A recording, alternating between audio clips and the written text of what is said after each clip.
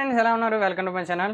So ఈ వీడియోలో మనం class 11 chemistry structure of atom లెసన్లో పార్ట్ 3లోకి ఎంటర్ అవుతున్నాం. సో ఇలా ఈ పార్ట్లో ఏంటంటే మనం సబాటామిక్ పార్టికల్స్ గురించి అయితే స్టార్ట్ చేసుకోబోతున్నాం మనం. సో ఈ సబాటామిక్ పార్టికల్స్ ఎలా కనుక్కున్నారు అనే విషయాలు అయితే తెలుసుకుందాం. సో అంతకంటే ముందల డిశ్చార్జ్ ట్యూబ్, అసలు ఈ డిశ్చార్జ్ ట్యూబ్ లేకపోతే మనకి ఎలక్ట్రాన్, ప్రోటాన్, న్యూట్రాన్ అని అయితే కనుక్కునేవాళ్ళు కాదు. సో ఈ డిశ్చార్జ్ ట్యూబ్ అనేది ఫారడే అనే వ్యక్తి కనుక్కున్నాడు.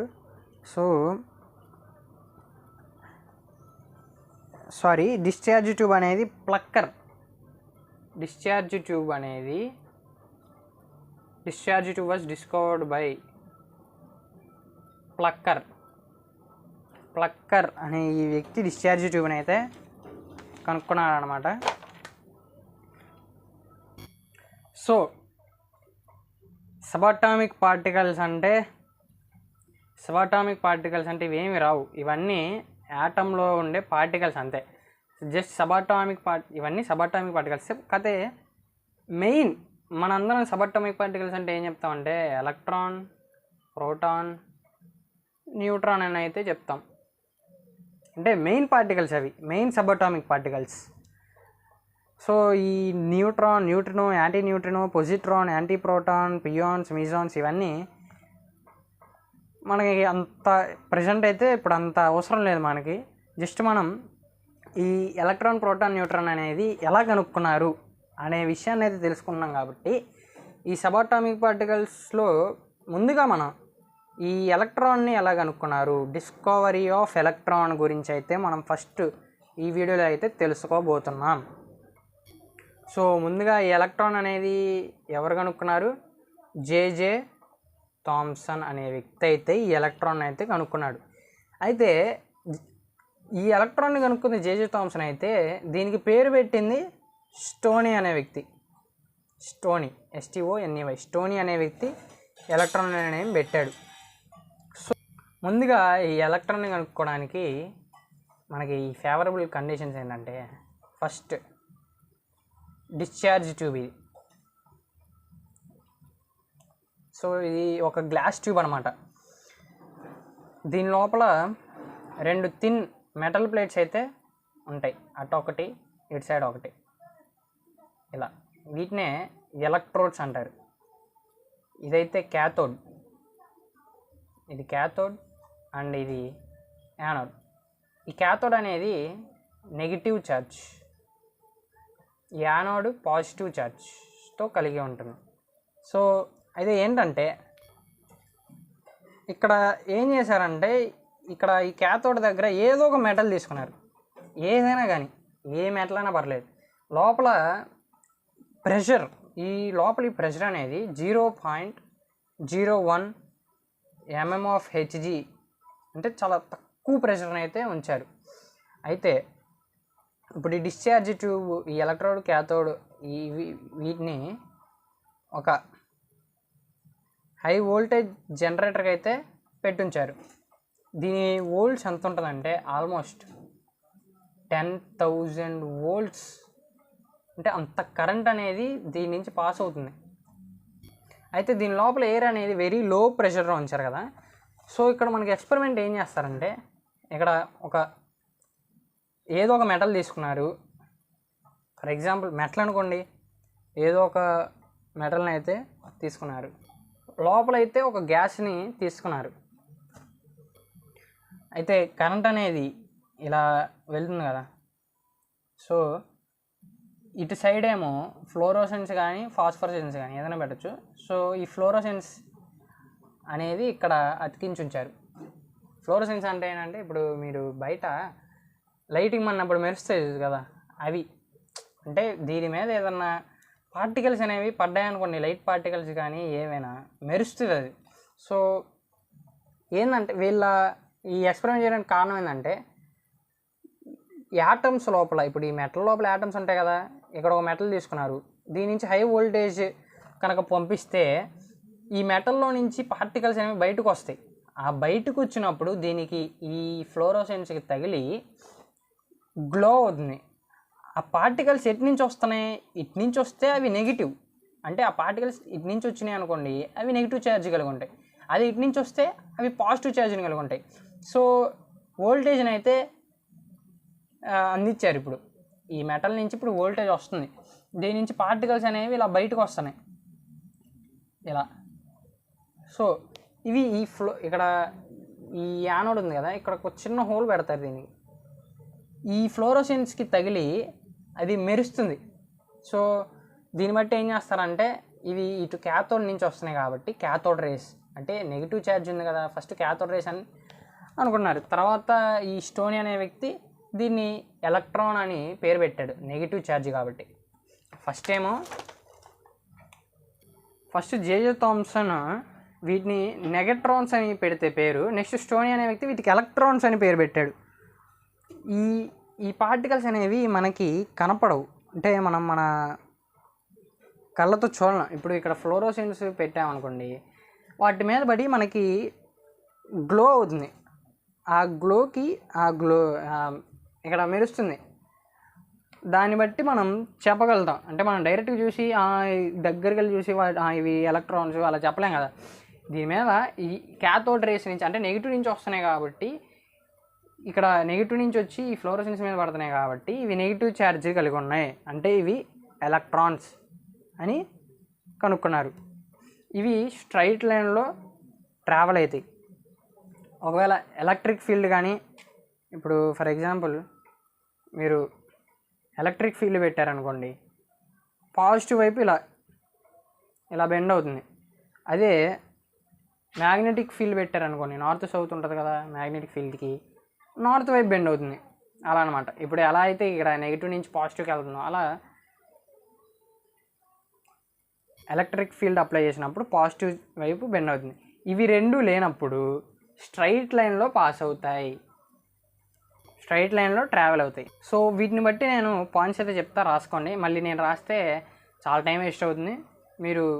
నేను చెప్తా, వీడియో పాస్ చేసుకొని రాసుకోండి.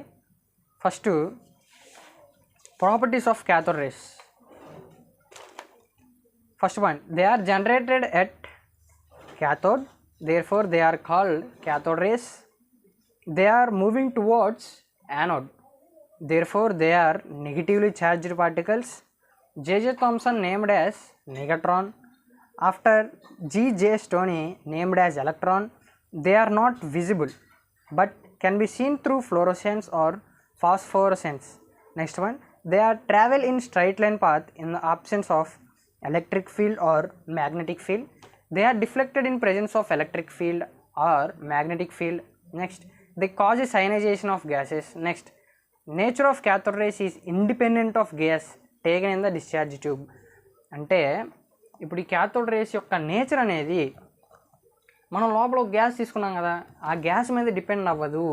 నువ్వు ఏ గ్యాస్ అన్నా తీసుకో, ఆ క్యాథోడ్ రేస్ యొక్క ప్రాపర్టీస్ సేమ్గానే ఉంటాయి. Next, law of deflection of cathode rays గురించి అయితే చూద్దాం. Law of deflection of cathode rays ఏంటి? Law of deflection of cathode rays అంటే వాటి ప్రాపర్టీస్, వోల్టేజ్ ఎక్కువ తక్కువ ఉంటే ఎలా ఉంటుంది, మాస్ ఉంటే ఎలా ఉంటుంది, అలా. ఇప్పుడు voltage is directly proportional to this cathode race deflection.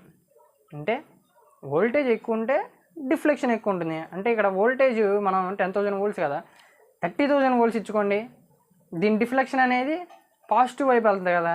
Electric field ఉంటే పాజిటివ్ వైపు వెళ్తుంది, మ్యాగ్నెటిక్ ఫీల్డ్ ఉంటే నార్త్ వైపు వెళ్తుంది.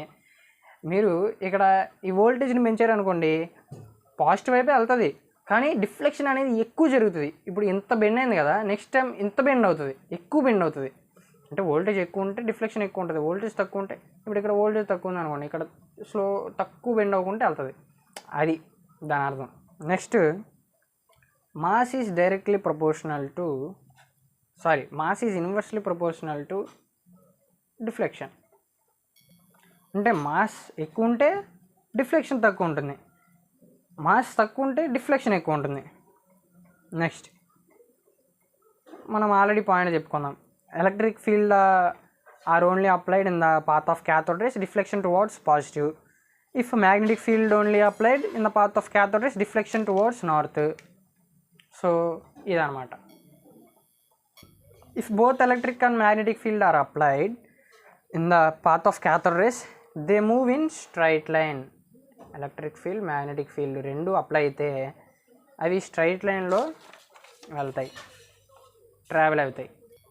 సో ఇప్పుడు మనం మాస్ ఆఫ్ ఎలక్ట్రాన్ గురించి అయితే చూద్దాం. ఛార్జ్ ఆఫ్ ఎలక్ట్రాన్ గురించి నెక్స్ట్ వీడియోలో చూద్దాం, ఎందుకంటే దానికి మిల్కన్ ఆయిల్ డ్రాప్ ఎక్స్పెరిమెంట్ అని ఇంకొక ఎక్స్పెరిమెంట్, ఇంకా వీడియో చాలా లెంతీ అవుతుంది కాబట్టి ఛార్జ్ ఆఫ్ ఎలక్ట్రాన్ గురించి, అంటే దాని ఛార్జ్ ఎలా కనుక్కున్నారు అనే దాని గురించి తర్వాత చూద్దాం.